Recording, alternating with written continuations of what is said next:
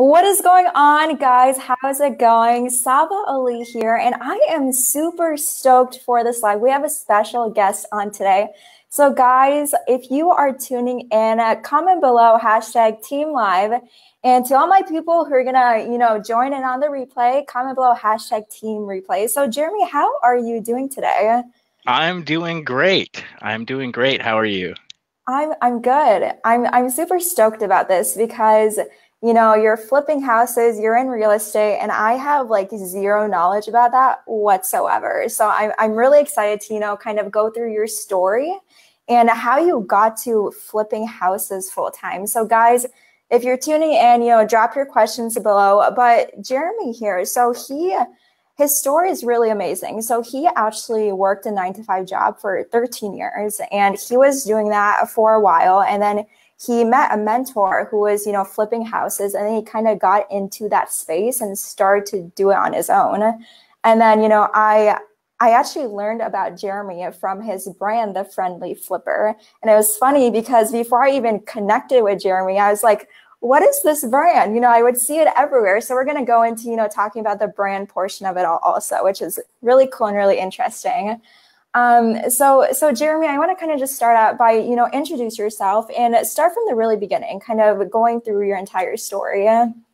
Great. Sure. Well, yeah, thanks for having me on the show. And that is awesome, by the way, that you first knew of the brand before me. That is like that's like the ultimate like testament as to why someone should build a personal brand. Right, exactly. So yeah, you're entirely correct. I worked retail sales for 13 years, basically from high school on all through my 20s, and then got to a point where I was like, I cannot picture myself doing this another 40 years. Like, there's no way. So I got to do something else. I started searching for different business ideas on YouTube. Had, through the course of that, I always had this inkling that I wanted to work for myself and have my own business. So the company I worked for actually had tuition assistance. So I did take advantage of that and got a business degree, for better or for worse. I was just going to college just because, hey, they were paying for a lot of it. So I figured, might as well. But I got a business degree because I always had this idea of I wanted to own my own business. I just really never knew what kind of business.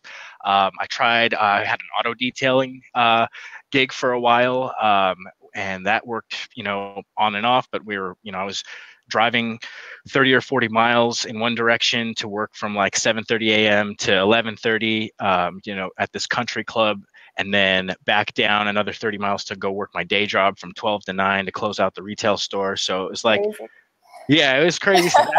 So, and eventually, I couldn't, really balance that kind of a thing. So I wanted to, and then plus, you can only make so much, doing that while still working. And so I kept looking for the next thing, and eventually, after exploring, affiliate marketing, some day trading stuff, and a bunch of different things, I stumbled upon real estate, like creative real estate, and that really resonated with me. The creative aspect of it is like what caught my attention, because it's like, oh, I always envisioned myself like putting together like high-end deals, and like like I knew if there was something to say. I'd been doing retail sales forever, and I just thought that like this whole commission thing, this whole like structuring deal thing, like there's got to be like a way to do this like with high dollar stuff. And then it was like, oh, real, but I never really knew beyond that. I knew maybe people sold like luxury yachts and things, or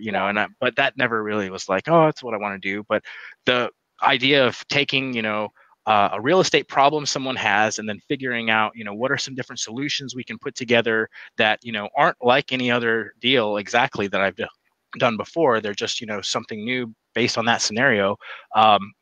It keeps it fresh, it keeps it exciting, and it's like the challenge still of closing the deal. And I had success with it, probably because I liked it, and because I followed something that actually was like, yeah, this is really cool.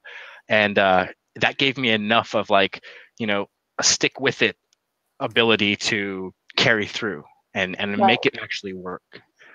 Yeah, no, that's so true. That's awesome. So did you leave your job right away when you started getting into this, or how did you go about that? Because I feel like so many people are working a job right now and they want to be doing something else, but they either don't know how to transition or they're kind of scared to like take that leap. So could you kind of like walk us through, how Yeah. you went about doing that? And the lights are shut off here, so I'm going to walk around to see if there you go. Oh, sure. There you go. Okay, go ahead. Yeah, so it was definitely not I'm jumping first and then figuring out how to land. I was like pretty, my mindset was very conservative, but more to, I guess, scarcity. I had a very, like, if it was like scarcity to abundance, it was highly weighted in the scarcity like sector, like because like I just thought that for a long time that I had the best job ever, that I wouldn't be able to get another job like it. But it was just because I'd always been at this job, and so it was like I thought I needed this job for a long time, and that's exactly where they want you to. That's exactly the mentality. They want you to think that Yeah. way. So, you're always just like, adhering to exactly, you're not getting too far out of like what the corporate mold. So I that wasn't an overnight process to switch Mhm. from like, that constant, that paycheck every 2 weeks, and the security that I had, or false sense of security in a lot of ways, until I realized, like, I was like, hey, wait a second, like I've been here like 10 years now, and they haven't fired me, and I've watched all these other people come and go, and like, a few get promoted, but the rest is like, you know they're gone like within a matter of a few years. It's just high turnover. And I was just kind of steadily just doing my thing, working up little by little every few years, changing positions.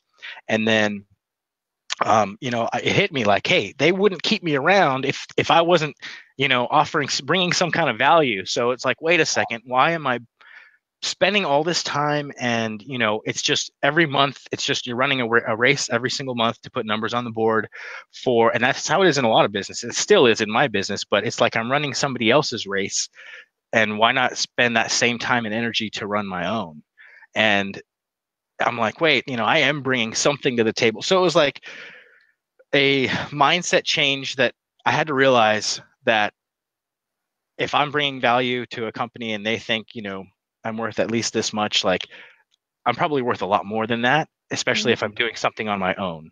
Yeah. And so that was a big part of it. And once I realized that, I was still pretty leery of giving up the paycheck, giving up the consistency. So it was about then building a plan. I wanted to prove to myself that was the next Mhm. step of building confidence in that it would work, is let's prove the concept. Like, it looks good. I see people on the internet doing it. They're having success. Supposedly, I'm seeing videos and stuff, and not just supposedly, because then I continue to look deeper, and then you find real people like on forums, bigger pockets, and things that are actually doing it and talking about it. And so it's like that gave me that nudge. If they can do it, I can do it, kind of thing. And so I still didn't take the leap. I started off wholesaling, and I did some wholesale deals, and then that led into my first flip. And then my first flip, I did that while still working my day job. And then eventually that's what gave me enough confidence, enough of a bridge to cross to be able to leave the retail job. So it was it was getting my mind like right in a lot of ways Yeah. first. Like, that's what held me back the most. um and then just putting in actionable, like, okay, so my first step is this, prove the concept, study first, and then Yeah. it's take action to get the leads, just to start the process, and then just keep taking action and prove the concept to myself. That was the goal. And then once it worked, it was like, okay, that's pretty cool. And so then I'm really excited to leave my day job and just like can't wait.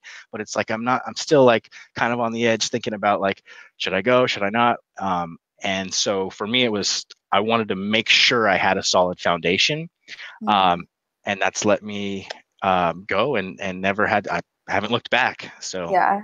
I think that's a really important piece of information that people can really take away, because I feel like a lot of us, we want to be doing something, but even if like our mind is so set and fixed onto, working that job or doing something, because it's become a habit if we're doing it for so many years. And if we want to be doing something, we need to at least try to see a little bit of success, because that's like, okay, that kind of gives us security that this thing that we want to do, it can work, but you need to like take the action to do so. So I absolutely love that. So you did that, and you flipped your first house. If someone, so kind of walk us through the entire process of like doing that, because for me, I have like zero knowledge. I have no idea how to do that, and I know a lot of our audience, they're interested in real estate. So what's kind of like the process of even going about doing that? That's a great question, and it is a process. The first thing though that I had to find out was that, okay, so it's not just about buying houses with like a 30-year mortgage or a 15-year mortgage or cash.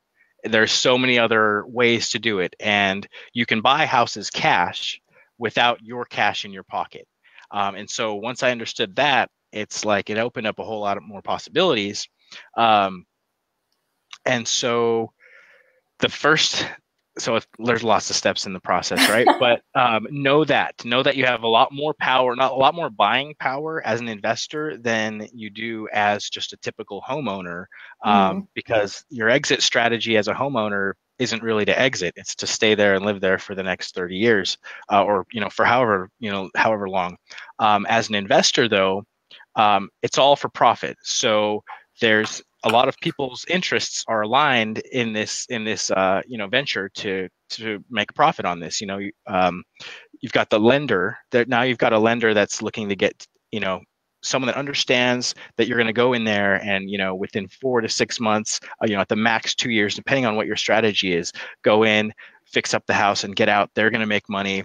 You're going to make money. Contractors are going to make money. So it's an entirely different concept than the typical what you think of buying a house to live in, over the next, so long. So once you got to understand that there's completely two different things and look at that in the two different ways, because that gives you a lot of buying power, because now you are an investor, and you don't necessarily have to, like I said, you don't have to start off using your funds. So with that in mind, then you can start looking at properties. Um, the I mean, it depends on how well your neighborhood. If you are semi-familiar with what nice homes sell for and what fixers sell for, then that's great. If you're not, you need to familiarize yourself with that. That's the very next thing, is familiarize yourself with whatever market you're working in, and I would recommend starting where you live. Um, that's There's a misconception that it can't be done where I live. That's one of the most common things I hear. And I've even, fell susceptible to that. I've questioned that myself at times. And it's just like, everyone thinks that wherever somebody else is doing, investing and having success is where they need to be. And in reality, people buy and sell homes everywhere for all sorts of reasons. There's always properties exchanging hands, depending on, wherever you are, wherever there's people living. So there's a strategy that works in your market. And so with that, I recommend starting in your backyard. There's no need to start anywhere, long distance or anything like that, especially when you're learning the ropes, because it just adds an entire extra element of complication when you try to do it from afar. So start looking at homes. And so how do you do that? Connect with the real estate agent. Connect with a few real estate agents. That's one of the first things. There's a lot of this business is relationship based. I'd say about a third of my deals come from people that I've worked with in the past, whether it's an agent or a wholesaler. Because and especially, and not at first, but that takes, I'd say, a good year to 2 years. By 2 years, you'll start to see the seeds you've planted, the calls you start making now, people and staying consistent with it. Those people will start calling you back. They'll start calling you with deals. You'll start to become that first, top of mind person, especially when you personalize your brand and you build it into, something beyond just your name. So that kind of whoosh, goes Yeah. together a little bit Yeah. there. So, Yeah, no, uh, definitely. No doubt. Yeah, no, that all makes sense. I see a lot more people are tuning in. Guys, if you do have questions throughout this live, just drop them below and Jeremy can answer them. So for me, when you're explaining this to me, I'm starting to understand a lot more. And I know a lot of people, they flip houses on the side, like it's not their main, revenue stream or what they're doing. But to me, I feel like, how much effort, like, I feel like that's a lot of effort to, learn to do that as like a side income. Like, how would someone go about doing that if they're, focusing, like their business isn't that, like their main business isn't that? sure. No, great question. The cool thing is you can do this part-time, just like you said. You can do it Yeah. one house a year, one house every 2 years. Is a strategy some people do. They live in the house that they're flipping, Mhm. and then you can avoid paying taxes on it if you live in it for 2 years as your primary residence. So there's different strategies, different ways to go about it, Okay. and then you can take those same. It's really the same. What you apply to one house, you can apply to two houses, and you can apply to four. I mean, and it's different marketing strategies you use, but once if you decide that you want to flip a house a month, it's all the only difference is ramping up the marketing, making more offers, and Yeah. it's pretty much just once you can um, you know bake a dozen cookies, you can bake 10 dozen if you want, so Yeah. you can do it, as much, as you want. So yes, you do have to overcome that learning curve, even if Mhm. you're just going to do one. But once you have that ability, you've got that skill set for life, and you can do it, one house at a time up to, several. Yeah, for sure. No, that's awesome. That makes sense. So yeah.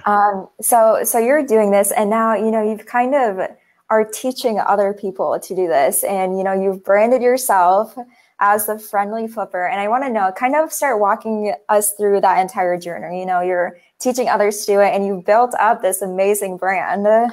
Oh, thank you. Yes, it's actually been surprising, because I really didn't know what the heck I was doing when I started. I was just like, I'm taking action. I'm just going for it, like all directions, just and seeing what sticks.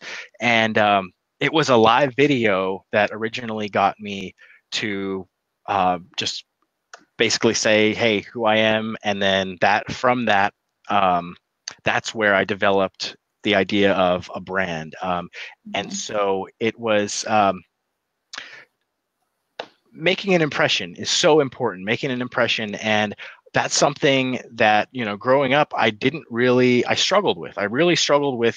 I was pretty shy for a long time, and it's still kind of am, and like not that outgoing. It's kind of weird, like to say, and but I'm really not that kind of introverted. I'm like an extroverted introvert, and That's so like me also.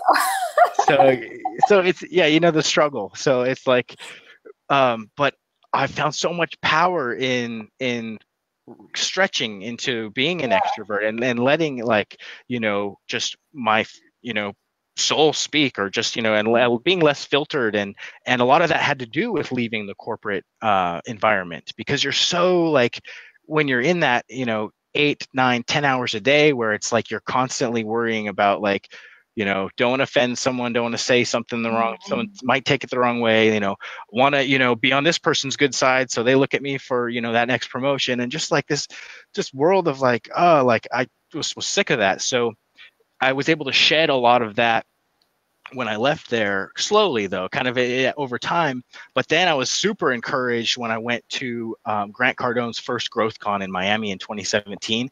Yeah. That just, like, I had been on my own flipping houses full time at that point for about 13 months, 14 months. And just blew my mind. I thought I was like, oh, cool, I'm working for myself now, making good money. Like, and then, like, that just, like, Grant makes me feel like so lazy. Like, on my busiest days, it's just like, man. Yeah. So that whole environment just got me thinking so big, so much bigger, and that I could help other people. Like, I never even thought, like, I could teach other people, like, that, like, I was thinking maybe, in 20 years, 30 years when I retire, sure, like, I'll be this old guy, like, and coaching people. But I was like, that idea was presented, to me like, dude, you're doing this right now.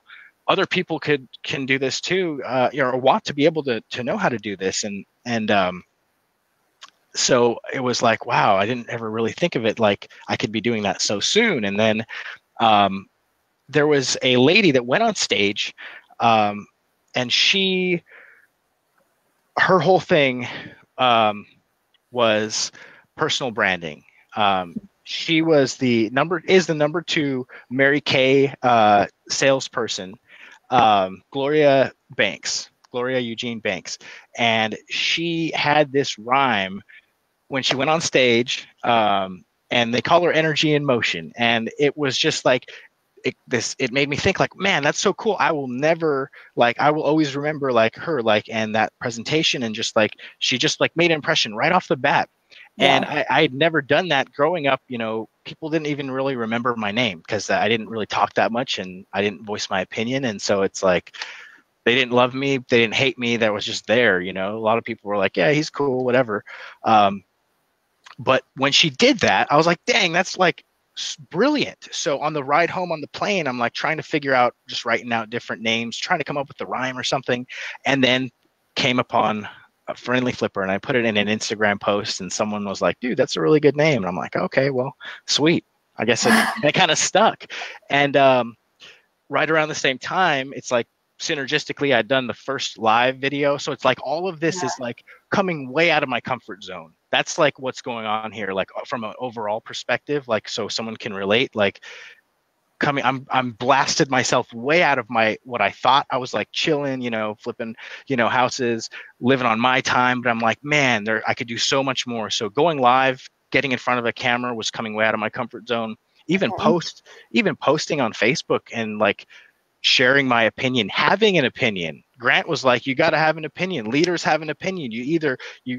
And it doesn't matter. It's right or wrong, doesn't matter. It's like but you have an opinion, and you stick to it, and you're decisive, and so like that was like so powerful to me and empowering, like the permission to have an opinion. Like everyone should have like that. And that's when I realized, like, man, that's why people don't remember me. That's why people don't really hate me or love me. I'm just like who I am, because I was not like definitive. So all of these things will lead to your freedom, really, and becoming closer to who you are. And, if it's not maybe the career, someone's in right now, starting to follow and listen to that voice inside, voicing your opinion, not putting up with the things that, you're just not satisfied with, or you're just like, you're tired with, or that aren't serving you anymore.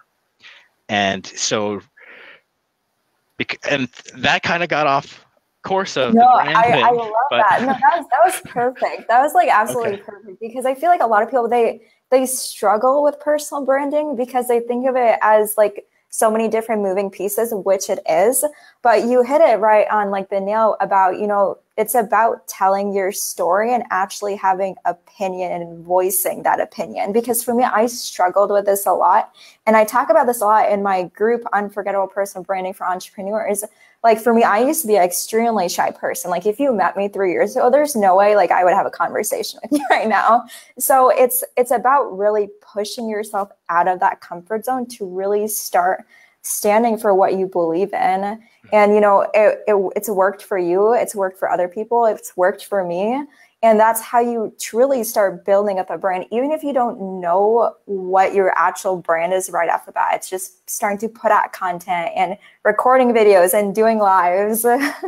Yeah, absolutely. Yeah, it's just telling your story. It's exactly that. It's telling your story, sharing who you are with the world. And your vibe attracts your tribe. That was the first time I had heard that. And it's still just like, it's so true. I mean, yeah, some people are going to be repelled, but the right people are going to come into your life. Like once you start, that's another huge thing that was part of this, is I started producing content. Like I started, and not just like online, but just, I started like outflowing, like talking, like I would make more phone calls, like outbound calls to people. I would initiate more relationships. I would, reach out to people more on Facebook. I would talk to people, like, and that was getting out of my comfort zone. I mean, it just like, the more I put out, some would come back and it would resonate. And then with the power of social media, it's like, networking times, a million or 10 million, just the power of the reach so quickly. So it's like pretty quickly, the right people will start to come into your circle, even if they're not from your neighborhood or from your town.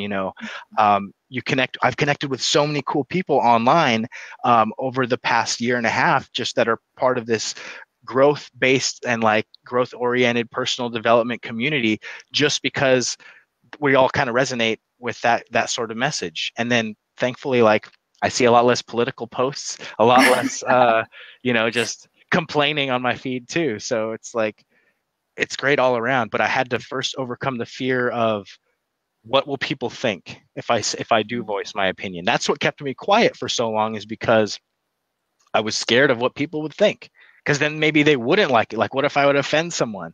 But then it's like, who cares? It doesn't, it not letting go of the outcome is like such a huge, and then that kind of goes along with abundance too. So it was like this whole like global shift of the process of, hey, I've got some value to add to this world. Then let me start sharing that. And I really kind of wasn't sure. I thought I did, but then like some people thought it was valuable, and then they ended up being friends. Other people probably thought it was trash. That's fine. It doesn't matter. So exactly. No, yeah, I absolutely love that. And it's like, it's an entire learning process, because at the end of the day, if like you just sit there and think about doing something and you're not going to do anything, you're going to regret not doing anything. So it's a matter of just taking action, whether someone likes it or not. So guys, if you guys do have questions, comment them below, but we're going to wrap it up here soon. So Jeremy, if, someone wants to, start flipping houses and they want to start somewhere, do you have something for our audience that you can share with us? I sure do. Yeah, absolutely. So a special guest or a special gift for all of the everyone watching. I have a 3-part house flipping toolkit for you. Absolutely yours free. Text FLIP to 96,000. FLIP, FLIP, to 96000 on your cellular device, and you can have access to a 3-part house flipping toolkit. It's got a driving for dollars guide. So I wanted to give everyone something actionable. So if you want to get out there and actually start looking, see what I look for when I drive neighborhoods, you can actually get out in your car tonight and start driving for dollars. That's one way that I find properties, is drive around neighborhoods, look for certain telltale signs of this property either needs to be flipped or owner might be motivated, and then I mail them, or I door knock, or I will contact them in some fashion, and then that's how we get leads. That's awesome. Yours free. Just text FLIP to 96,000. Awesome. Yeah. So guys, I just dropped that in the comments. So text FLIP to 96,000. That's super cool. That's so awesome. I'm going to do the same thing. Awesome. So I want to end it with asking you one question. So, you've been through this entire journey and you're just building up even more. So for you, what truly makes you unforgettable? Ooh, what makes me unforgettable? Mm-hmm. Gosh, I think that might be different for everyone. I would I would like to say that it's the positive impression that I make, and that it's, I try to let the truth shine through in the most, and be as genuine as possible, and just be like, my true self. And hopefully that's what resonates with people. And maybe if they don't remember the name Jeremy Rubin, they'll remember Friendly Flipper. And of course. That's awesome. I love it. So Jeremy, if people want to connect with you, where can they find you at? They can connect with me on Instagram, The Friendly Flipper. I'm been using that more and more. I kind of jumped over from Snapchat to Instagram. We've got the handles right there. So yeah. So my favorite social media right now is Instagram. However, you can reach me on any of the platforms right there. Awesome. Sounds good. And I'll make sure to drop those links so everyone can connect with you, Jeremy. But this was so fun. I feel like this went by like really fast. It did. Yeah. But thank you so much for coming on here. It was a lot of fun. And I hope all of you guys who are watching got a lot of, great knowledge from this amazing industry. I know, I've always wanted to learn more about it. So, you know, interviewing you, Jeremy, it got me a lot more insight about it. So guys, if you Awesome. guys, you know, still have questions, comment them below and I'll tag Jeremy in them so he can answer them later. But Yeah. is there any last words you want to leave us with, Jeremy? Follow your dreams. If you're not excited with where you're at right now, if you feel like there's more, there is more. Listen to that voice inside, follow it, start taking action to move in that direction. Awesome. I love it. All right. Thank you guys so much for watching. And thanks again, Jeremy, for coming on. I will catch you guys on the next live. Thank you. See ya.